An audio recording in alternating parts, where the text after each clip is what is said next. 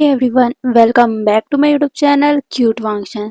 तो चलो हम थर्ड पार्ट स्टार्ट करते हैं। एक डार्क रूम जहाँ सभी तरफ अंधेरा था। अचानक ही वहाँ का डोर ओपन होता है। डोर के ओपन होते ही बाहर से रोशनी उस रूम के अंदर जाती है, जहाँ एक ओमेगा रूम के किनारे अपने आप को सिमेट कर बैठा हुआ था।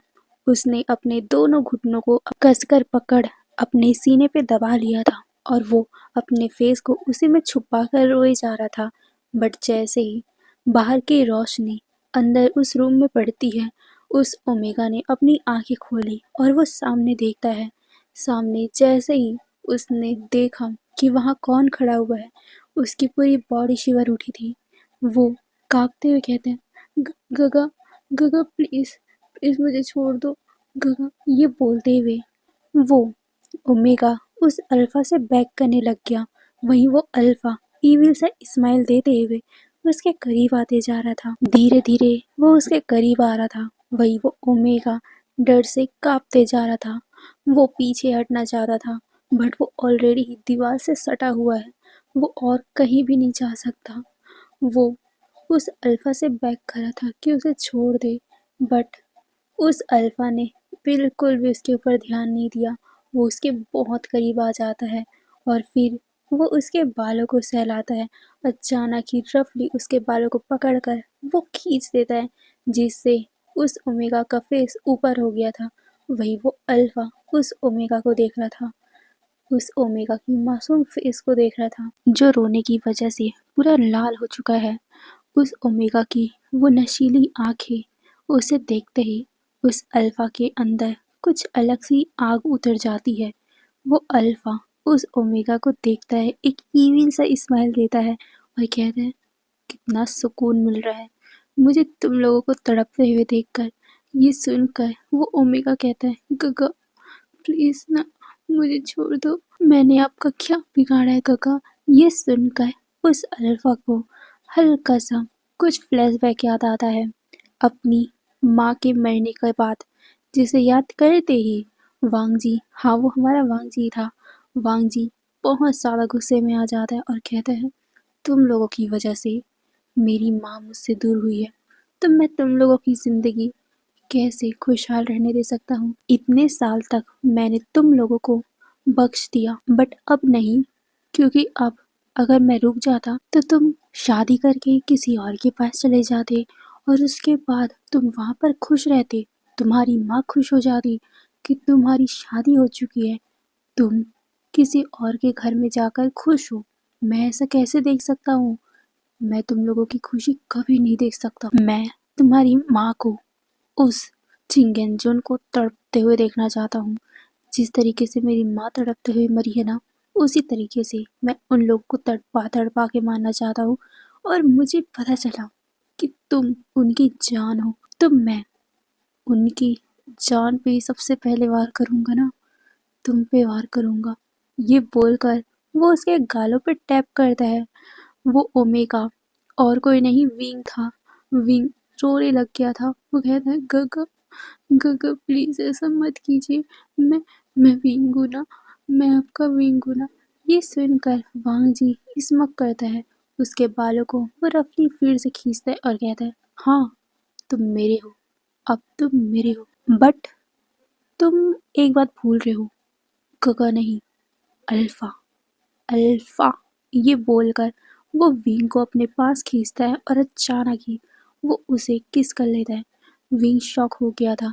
वो उसे दूर करने की कोशिश कर रहा था, बट वांग जी उसके होठों को रफली बाइट कर रहा था।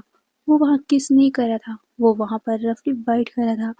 विंग जब सांसें नहीं ले पा रहा था, तो वो अपने हाथों को नीचे गिरा देता है, जिससे वांग जी उसे छोड़ता है। वो उसे देखता है। विंग बहुत गहरी गहरी सांसें ले रहा था। विंग की ऐसी हालत देखकर वांग जी को बड़ा ही सेटिस्फेक्शन मिल रहा था।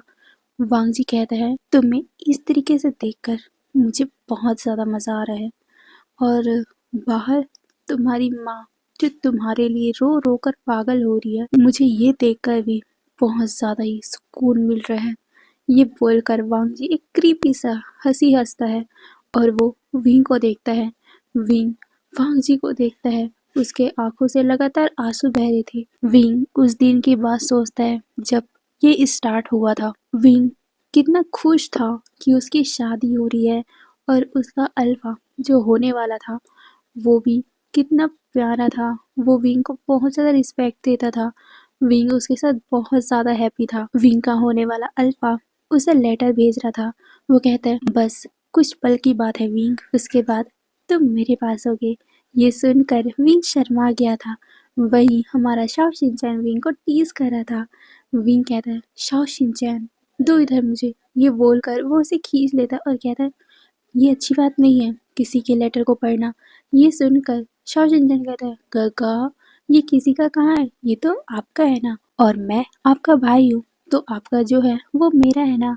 ये बोलकर वो मुस्कुराता है और वो विंग के सामने ही उसे बहुत ही लाउडली पढ़ने लग गया था, जिसे सुनकर विंग बहुत ज़्यादा शाय फील कर रहा था क्योंकि शाओ शिनचैन उसे बहुत ही ज़्यादा लाउडली पढ़ रहा था और उसमें उसके होने वाले अल्फा ने बहुत ही ज़्यादा रोमांटिक रोमांटिक बातें लिखी हुई थी, जिसे सुनकर हमारा विंग बहुत ज़्यादा ही शाय फील कर रहा था। वो शाओ शिनचैन के हाथों से उस लेटर को छीनने की कोशिश कर रहा था, बट शाओ शिनचैन इधर उधर भाग रहा था, बट विंग भाग नहीं पा रहा था क्योंकि वो वेडिंग अटायर में था, क्योंकि कुछ घंटों में ही उसकी शादी जो होने वाली थी। विंग बहुत ज़्यादा ब्यूटीफुल लग रहा था, बट ऊपर से नीचे तक वो सोने चांदी से और बहुत ही हैवी कपड़े से लदा हुआ था, इसलिए विंग भाग नहीं पा रहा था।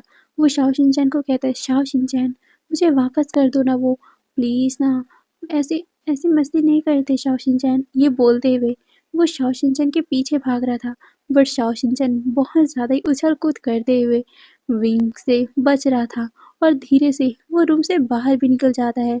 विंग डर गया था क्या होगा अगर ये लेटर किसी को मिल गया तो, यही सोचकर वो भी बाहर की तरफ भाग जाता है। वो शाओ शिनचैन को रोकना चाहता था। अभी विंग ने कोई वेल नहीं पहना हुआ है, जिस वजह से उसकी ब्यूटी सभी लोग देख पा रहे थे, क्योंकि विंग वेडिंग अटायर में बहुत ही ज़्यादा खूबसूरत लग रहा था। उसकी मासूम फेस, उसका छोटा सा पतला सा लिप्स, उसकी बड़ी बड़ी आँखें, उसके पलके, उसके आँखों में हल्के सी मेकअप, उसके फेस में हल्की सी मेकअप, उसके गालों की वो लाली, उसके होठों की वो लाली, उसके होठों के नीचे वो छोटा सा मोल बहुत ही प्यारा लग रहा था। और अभी विंग के बालों को भी बहुत ही खूबसूरती से सजाया गया था।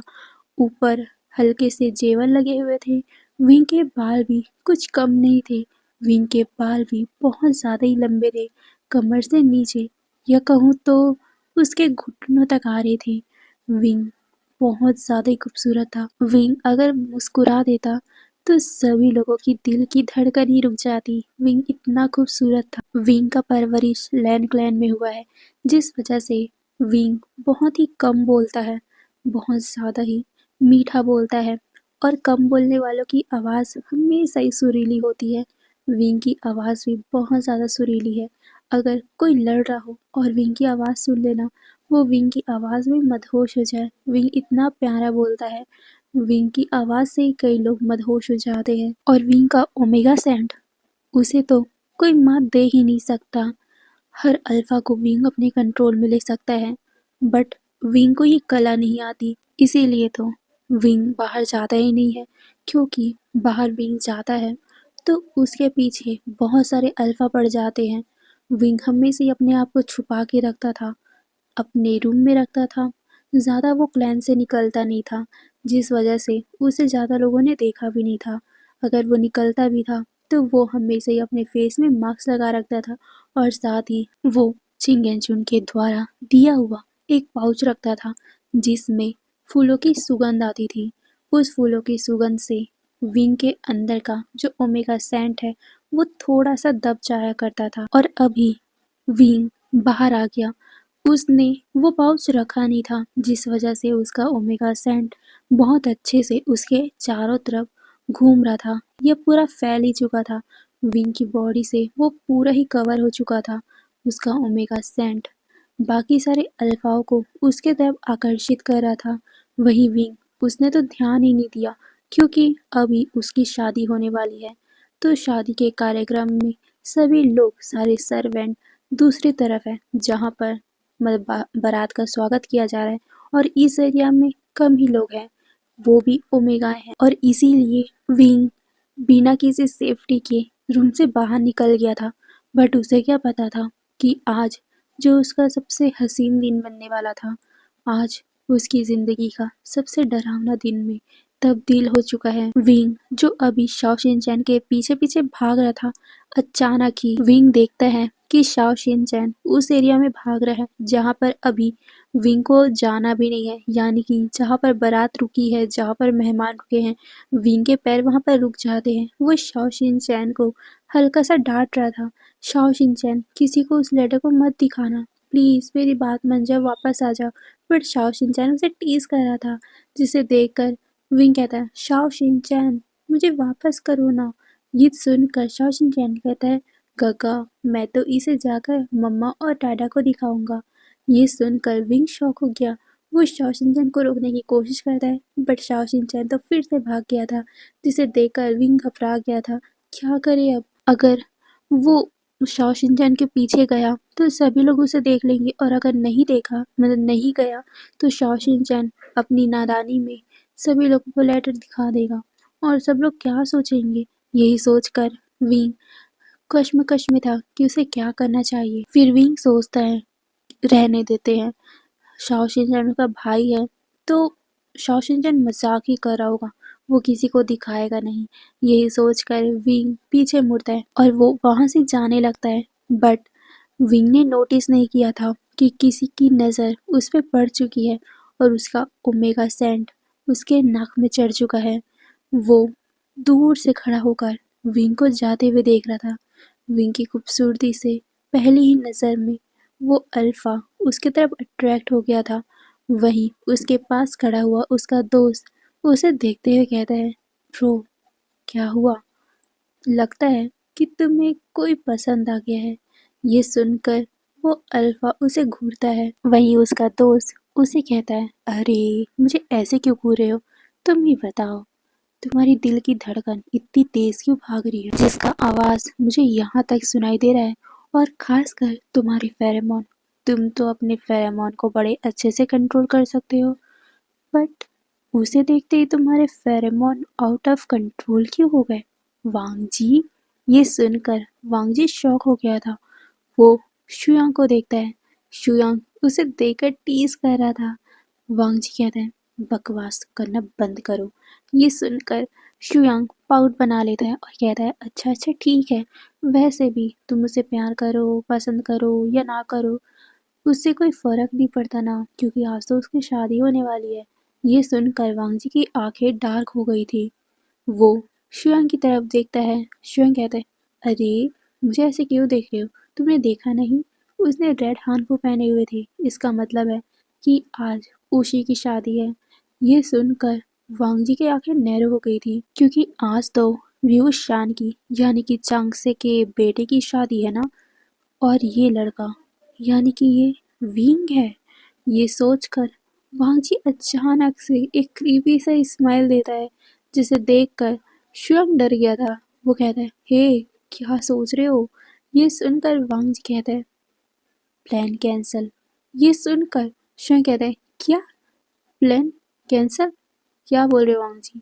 ये सुनकर वांग जी कहता है, मैंने बोला प्लान कैंसल। मैं आज इन लोगों को मारने वाला था, बट ये प्लान कैंसल।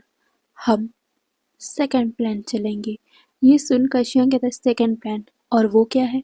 ये सुनकर वांग जी उसके कंधे पे हाथ रखता है और कहता है, तुमने कहा था ना कि ये मुझे पसंद आ गया है, अब लगता है कि सच में पसंद आ गया है, और अब तो ये मेरा ही होगा, एक तीर से दो निशाने। ये बोलकर वो एक क्रीपी सा स्माइल देता है, जिसे देखकर शुयांग कहता है, हे क्या चल रहा है तुम्हारे दिमाग में? ये सुनकर वांग जी कहता है, देखते रहो बस। ये बोलकर वो सीधा ही वहां से निकल गया था।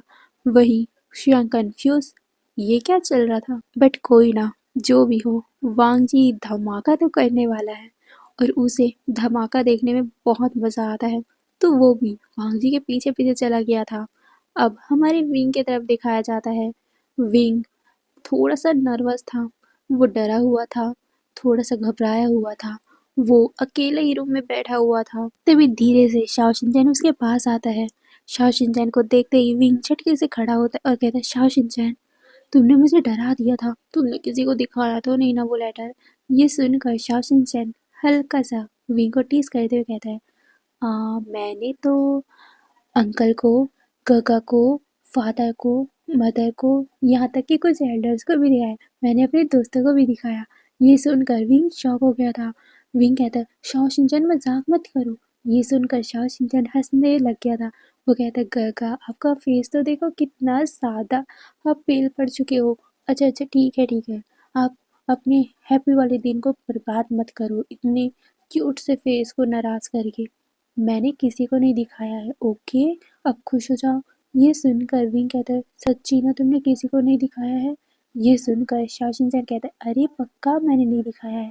देखो ये लेटर तो मैंने वैसे ही रखा हुआ है, मैंने नहीं दिखाया। अब टेंशन लेना बंद करो और अपने फेस में एक ब्यूटीफुल सा स्माइल ला लो, क्योंकि कुछ ही टाइम में आपको आपके हस्बैंड देखने वाले हैं।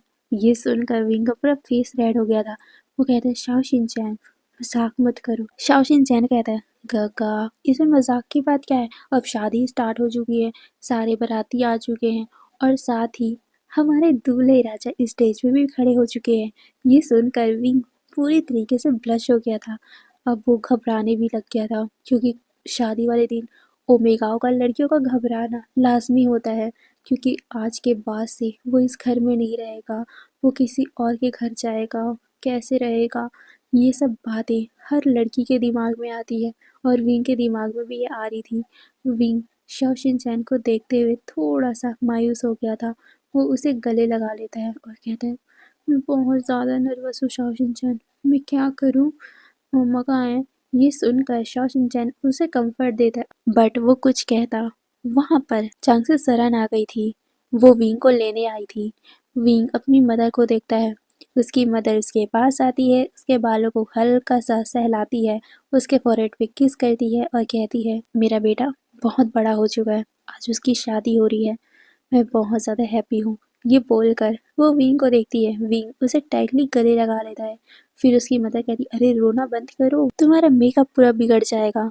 चलो चलो, अब तुम्हारे अल्फा तुम्हें देखना चाहते हैं, अब तुम्हारी शादी स्टार्ट होने वाली है, चलो जल्दी से मैं तुम्हें उनके पास लेके जाती हूँ, इंतजार नहीं हो रहा है उन्हें। ये सुनकर विंग शर्मा गया था।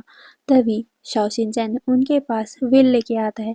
फिर चांग से सरन विंग के फेस में वेल डालती है और उसे लेकर वो स्टेज के पास चली आती है। सभी लोग विंग को आते हुए देख रहे थे।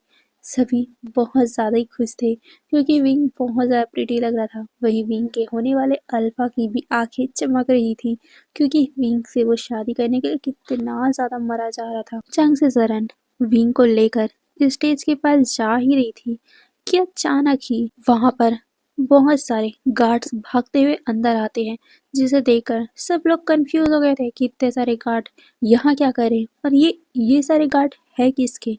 यही सोचकर चिंग जुन और बाकी सारे लोग बातें कर रहे थे। वो कई लोगों को रोकने की कोशिश कर रहे थे और कह रहे थे, ये सब क्या है, यहाँ शादी चल रही है और तुम लोग यहाँ क्या करने आए हो।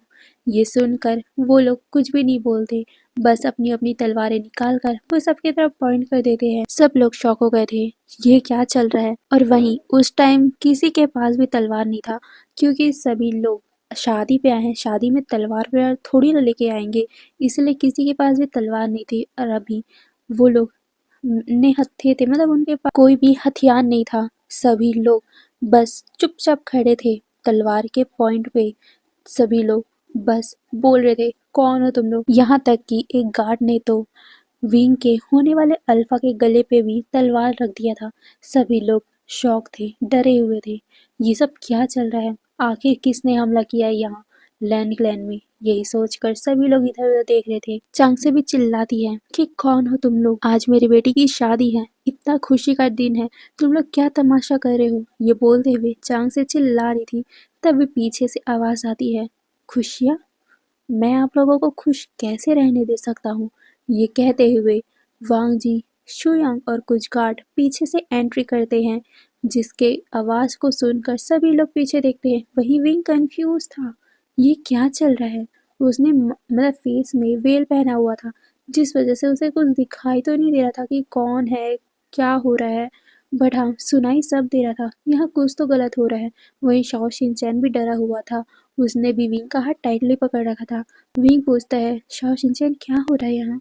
शाओ शिनचैन विंग को डरते हुए बताता है कि कुछ लोग घुस आए हैं, उनके हाथों में तलवार है और उन्होंने सभी के ऊपर तलवार ताना हुआ है, साथ में जीजू के भी, पापा के भी, चाचा के भी और गगा के ऊपर भी। ये सुनकर विंग बहुत ज़्यादा घबरा गया था, ये सब क्या चल रहा है, यही सोचते हुए वही चांग से कहती है कौन हो तुम, क्योंकि वांग जी बहुत सालों बाद लैंड क्लैन वापस आया है और वो जब यहाँ आया था तो ज़्यादा लोग नहीं थे, बस उसके अंकल थे, इसीलिए सिर्फ उसके अंकल ने ही वांग जी को देखा था और साथ में सीचन ने भी वांग जी को देखा था, क्योंकि वांग जी के साथ पले बढ़े थे वो, वहाँ गुरुकुल में भी वो साथ ही थे, इसीलिए वो वांग जी के फेस को जानते थे।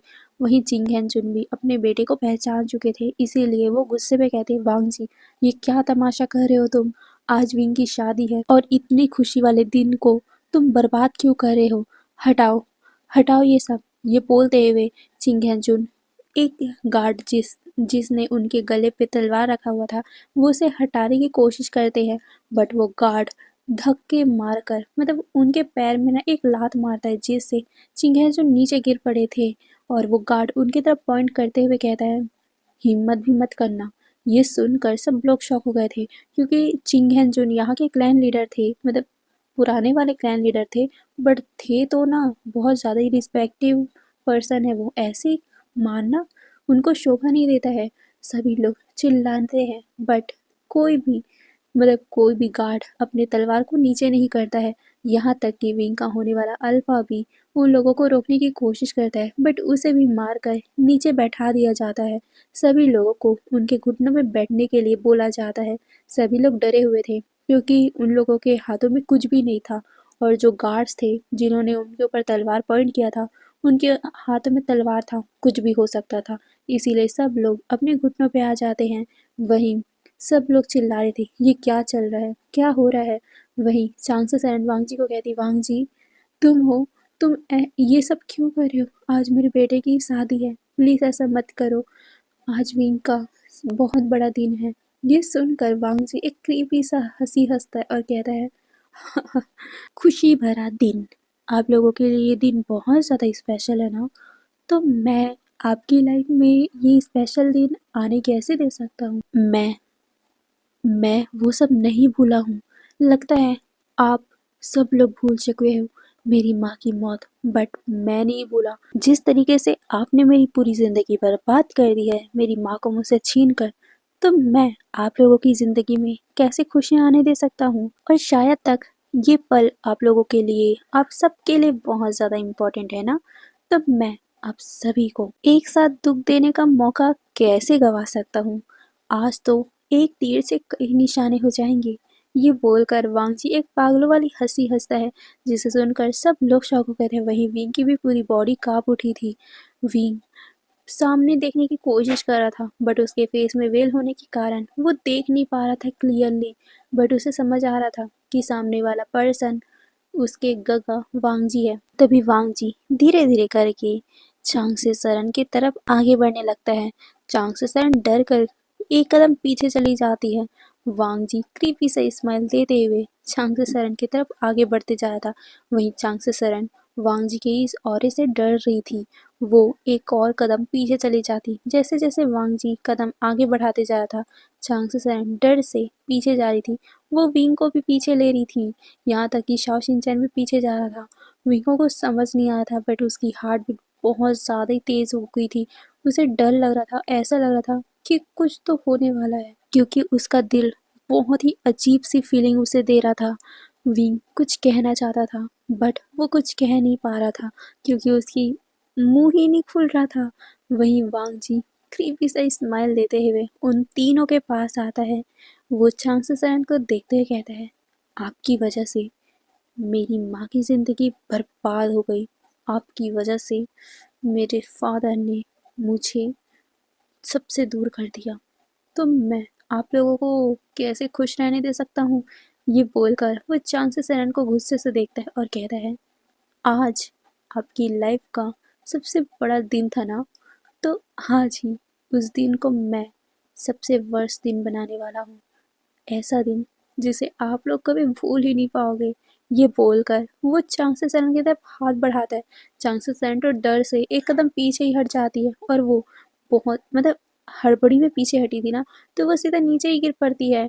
वहीं विंग जब ये सुनता है, गिरने की आवाज़ सुनता है, तो झटके से वो पीछे मुड़ता है। वो अपनी माँ को उठाना चाहता था, बट वो उसे उठाने के लिए बढ़ता, अचानक ही वांग जी ने उसके पीछे से उसके बालों को पकड़ लिया। विंग दर्द में चीख पड़ा था और जब वांग जी उसके बालों को खींचता है तो झटके से विंग का सर पीछे जाता है और जैसे ही विंग का फेस पीछे जाता है उसका वेल भी उसके फेस से हट जाता है और वांग जी उसे घुमाकर अपनी तरफ खींच लेता है। विंग को दर्द हो रहा था, बहुत ज़्यादा दर्द हो रहा था, इसीलिए वो अपने आप को छुड़ाने की कोशिश कर रहा था, बट वांग जी छोड़ने वाला था क्या? नहीं ना। वो विंग को देख रहा था। विंग ने जो दर्द में अपनी आंखों को बंद किया हुआ था, उसे देखकर वांग जी को एक अलग ही सेटिस्फेक्शन मिल रही थी। विंग के आंखों में वो दर्द, उसके फेस में वो दर्द, उसके मुंह से वो कहराने की आवाज़, ये उसकी बॉडी में एक अलग ही सेंसेशन पैदा कर रही थी। विंग को दर्द देकर वांग जी को एक अलग सा सुकून मिल रहा था, इसीलिए वो उसके बालों को और भी ज़्यादा रफली खींचता है। विंग की आवाज़ फिर से चीख में बदल जाती है। सभी लोग पैनिक हो गए थे, यहाँ तक कि चिंगहेन जुन, हमारे सीचेन भी चिल्लाते हैं कि वांग जी उसे छोड़ दो, क्या कर रहे हो तुम? बट वांग जी बिल्कुल भी उनकी तरफ ध्यान नहीं देता। वहीं वो बस विंग को देखने में बिजी हो गया था। वहीं विंग अपने हाथों से वांग जी के हाथों को छुड़ाने की कोशिश कर रहा था, बट वांग जी बिल्कुल भी उसके ऊपर दया दिखाने का नाम भी नहीं ले रहा था। बस उसने टाइटली उसके बालों को पकड़ रखा था। और यहीं पर ये हमारा एफएफ आज के लिए ख़त्म होता है। कल आगे देखेंगे क्या होगा। Okay, bye bye.